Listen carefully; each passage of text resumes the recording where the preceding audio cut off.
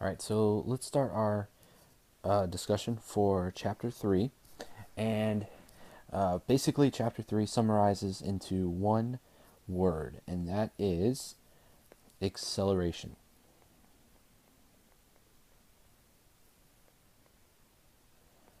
All right, so what does acceleration mean?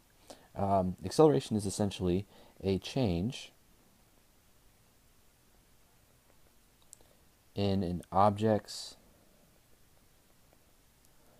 velocity. So we define it with the letter A, which is equal to a change in velocity over a change in time. Now the units for this will come out as a meters per second, which is the same as saying meters per second squared. Okay, so to understand those units, the idea would be that if you have an acceleration, so just a kind of random example, say the acceleration is 5 meters per second squared. Okay, what this means is that the object's speed, well, let's not say speed. Let's say the velocity of the object,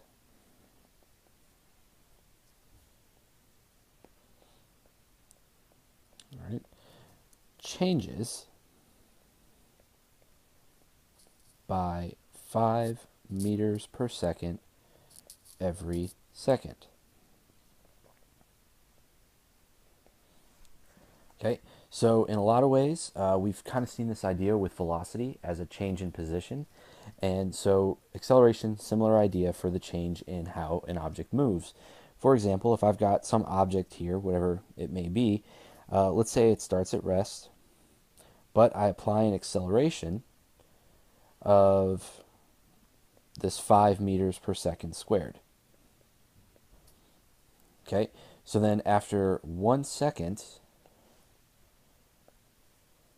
so 1 second later, the object now has a speed of 5 meters a second. Okay, if we go 1 second further, then it'll have a speed of 10 meters per second. And if we go a second further, it would have 15 meters per second, and so on. Okay, so that's what we mean by saying the object, its speed will increase by 5 meters per second every second.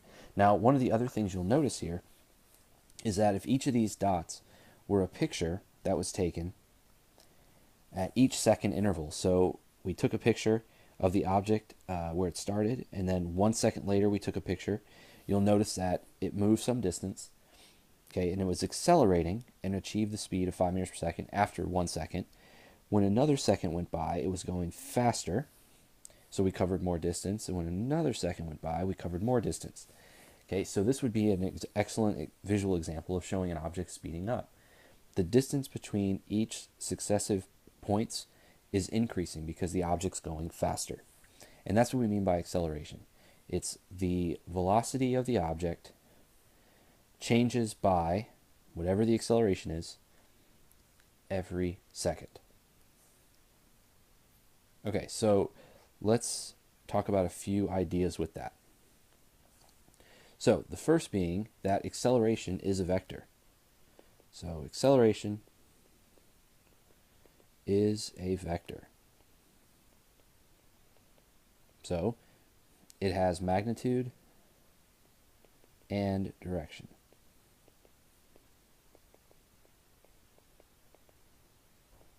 All right. Now, this is important in terms of what that also means for velocity. So if I had, so let's say we have an object sitting here again, whatever it is, and let's say it's moving with a velocity of, we'll go 10 meters per second. Okay, if I apply an acceleration in the same direction, and we'll stick with what we said earlier, 5 meters per second squared, okay, the important thing here is to look at the two vectors representing the velocity. If the acceleration is positive, meaning they're both pointing in the same direction, then the speed will increase by that amount every second. So 1 second later, it'll have a velocity of 15 meters per second, kind of like what we showed on the last slide. But if we had the same object at 10 meters per second, and this time we apply an acceleration in the opposite direction. Okay, so the velocity is to the right, and the acceleration this time we'll point it to the left. Okay, notice that when these are in opposite directions now, velocity is to the right, acceleration is to the left. Now on a typical number line, to the left would be negative.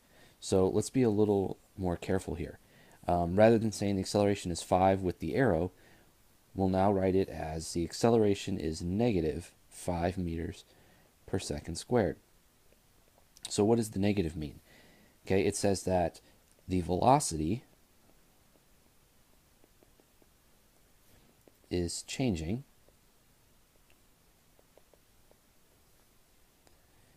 in the negative direction.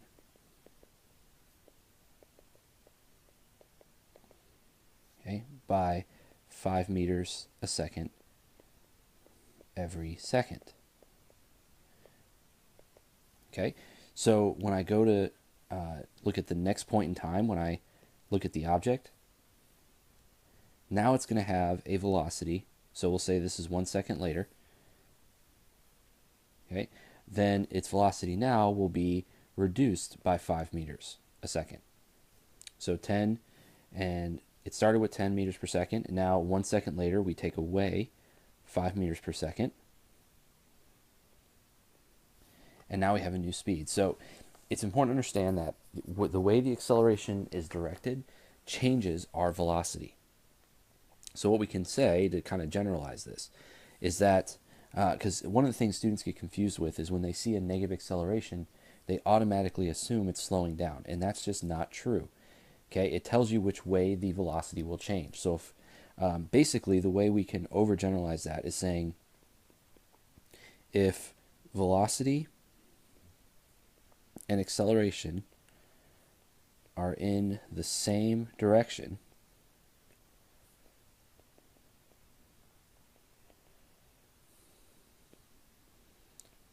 the speed, okay, which is our magnitude of velocity,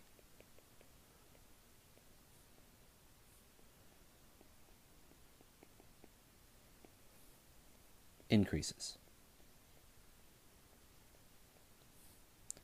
Okay, now the other side of this would be if velocity and acceleration are in opposite directions, then the speed decreases. Okay, so knowing the directions of both the velocity and acceleration help us to understand whether the object will speed up or slow down and in which direction. Okay, and so that's the important part. So let's do a little quick visual to that. So if we were to have, say, an object with a velocity of minus 10 meters per second, and we apply an acceleration of a positive, we don't need to put the positive sign, but let's say a positive 5 meters per second. This means the object will slow down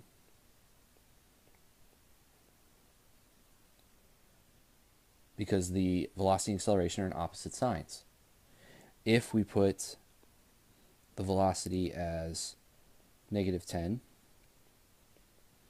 and the acceleration at negative 5, oops, and I forgot the units up here.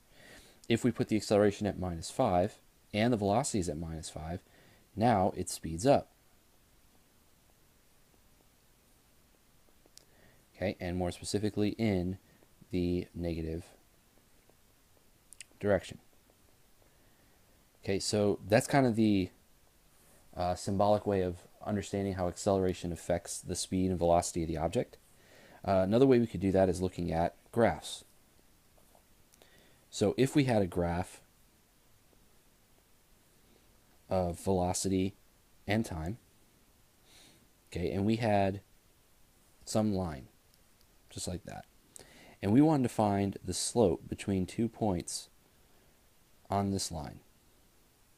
Okay, so we already know slope is the rise over the run. Okay, now in this case the slope is negative, but we're just kind of doing a quick example to this. Well, the rise represents what on our graph? So the rise represents a change in the y-axis, which in this case is the velocity. So the rise is some change in velocity, whether it's down and a negative change or up and it's a positive change. Either way, it's a change. And then the run represents a change in time. Well, as we defined before, this is our acceleration. Okay, which means on a velocity time graph, so on a velocity time graph, the slope is the acceleration. Okay, and we also mentioned this before, the slope is your acceleration and the area is the displacement. Okay, so we've already done displacement before on a velocity time graph. So the important part here that's added is that if we look at the slope on a velocity time graph, we end up with the acceleration. Okay, so let's put some of this to use because acceleration now completes our understanding of all of motion, its position, its velocity, and the acceleration. All of these together creates the first real area of physics for our class, which we call kinematics. Okay, kinematics, write out kinematics. Okay, so kinematics is essentially motion with constant acceleration.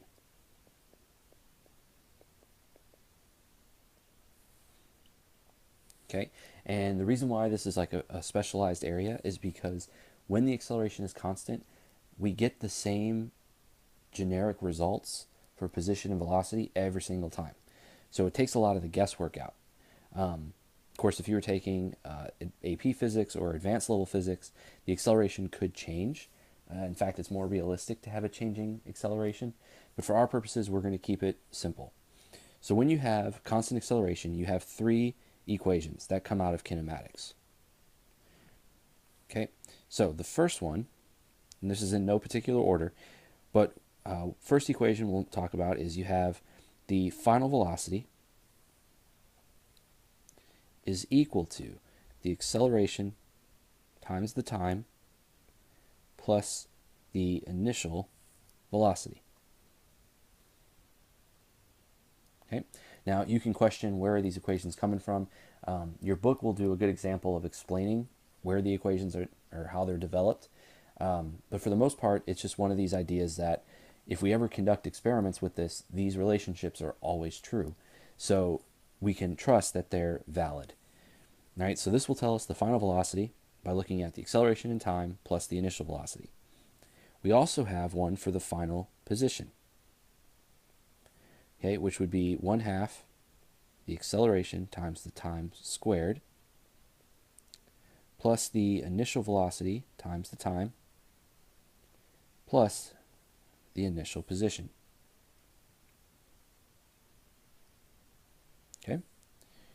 And finally, the final velocity squared is equal to the initial velocity squared plus 2 times the acceleration times the displacement. Okay? And recall that to find displacement, it's really x final minus the initial position. So these represent the three kinematic equations. The first two are kind of the standards of constant acceleration, and the last one is really taking the first two and combining it to get rid of time. Okay, and so these represent our three main equations that we're going to be using to solve a lot of problems over the next few weeks. So let's look at a quick example of how we use these equations. So what I'm going to do here is show you some like organizational steps on how to use kinematics. Okay, so let me start, and I'll do this by picture just so it saves having to write all the words. So imagine we have a car, and this car is moving with some initial velocity. We'll say the initial velocity is 5 meters per second. Okay, and it travels some distance away and achieves a velocity of 25 meters per second. Okay, and we'll say that it achieved this in 5 seconds. Okay, so there's a couple things we can ask from that. The first being, if it starts at the point, so its initial position is 0, at what point did it achieve this speed of 25 meters per second? And we can also ask, what was the acceleration of the object? Okay, so there's two question marks here, and we can answer both. Now, the way to structure a kinematics problem, sometimes it helps by drawing the picture like I've done here. You might have a word problem, and the best thing to do would be draw the picture and label out all the information. But from here, the best way to go about solving the problem would be to list all the variables. So get comfortable making this list where I have my initial and final positions, my initial and final velocities, acceleration, and time. Okay, list everything out. So if I do that, initial position is 0, final position I don't know, initial velocity was 5 meters per second, final velocity was 25 meters per second, acceleration I don't know, time is 5 seconds. And so each of these I got off the picture, which I would have gotten from the word problem. So now how are we going to go about solving this problem for either of the question marks? And the answer is, well, if we look back at our kinematic equations, we simply look at which one of them can we use that we have enough information for in our list that we can plug in and solve for something. Because, you know, if I try to solve for XF, let's say, okay, I have a couple of ideas I can use because there's an XF in the third kinematic equation. There's also one in the second kinematic equation. The problem is, in either one of these equations, I have to know the acceleration. So it's probably a good idea to get acceleration first. Okay, so since the second two equations can't be solved for anything because there's two unknowns in it, well, what about the first one? Do I have all the information in this first equation to solve for the acceleration? And I do. The final velocity was 25 meters per second. The time is 5 seconds.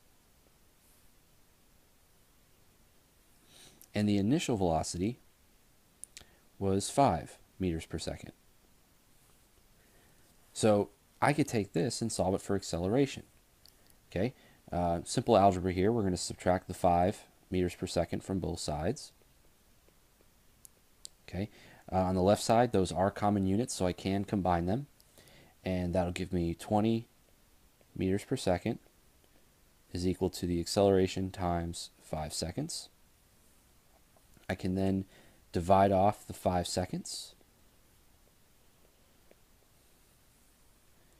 Okay, and if we're going to check dimensional analysis here, you'll notice that the units on the left side end up being meters per second over seconds, which is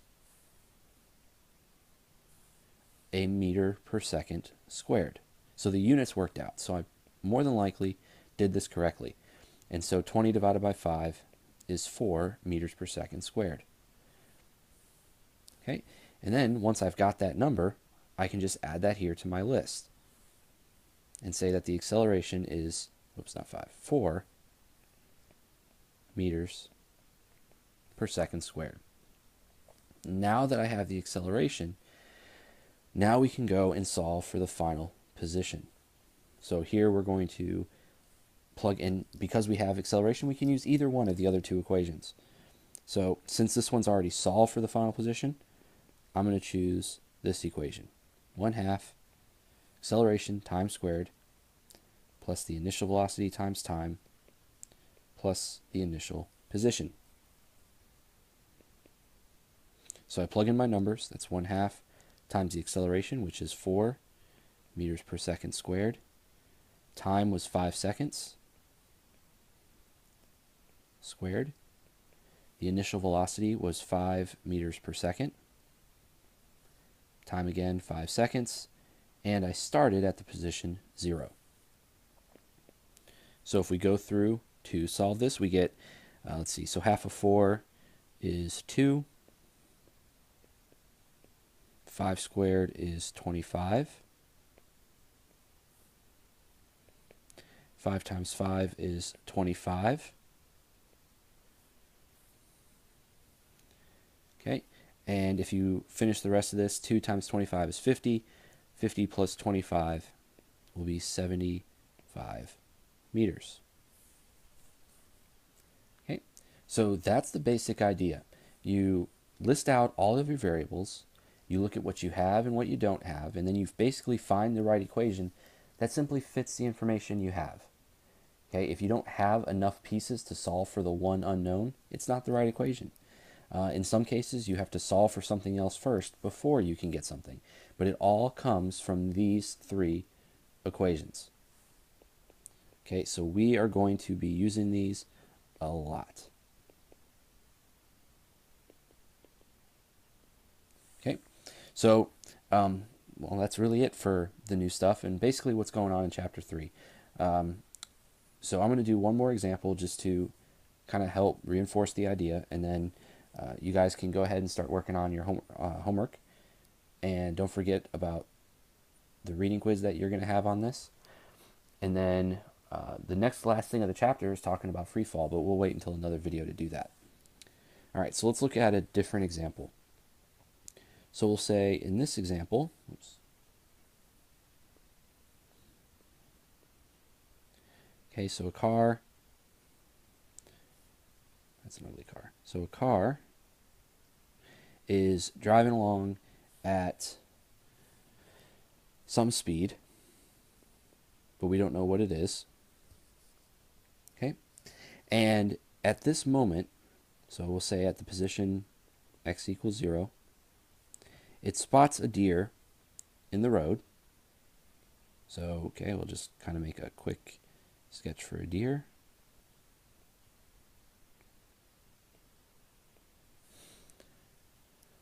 Okay, that's a deer. Just use your imagination. All right, and it sees a deer that is, we'll say, 50 meters in front of it. Okay, now the car can slow down at a rate of minus, we'll say 10 meters per second squared. Okay, how fast can the car be driving initially in order for it to stop just before hitting the deer? All right, so let's list out all of our variables. So we got xi and xf, vi and vf, a and t. So the initial position is 0. The final position is 50 meters. The initial velocity is unknown. Final velocity is 0 because they are trying to stop. Acceleration is minus 10 meters per second squared. And we know nothing about time. Okay, so given this information, what can we do? We could probably figure out a way to solve for time But remember, we have an equation without time in it. So we could probably jump straight to that and solve for the initial velocity. So final velocity is 0, and 0 squared is still 0. So I don't know what the initial velocity is. The acceleration is minus 10. And the change in x, simply the difference, is going to be 50 meters. All right, so that means we get, let's see, so VI squared is equal to, no, not equals, minus, we've got, let's see, 2 times 10 is 20, and 20 times 50 will be 1,000.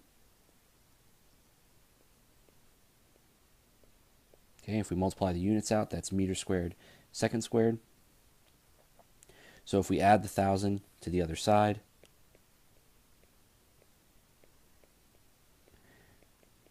that's equal to the square of our initial velocity. So all we have to do now is solve for velocity. And we're going to do that by simply taking the square root.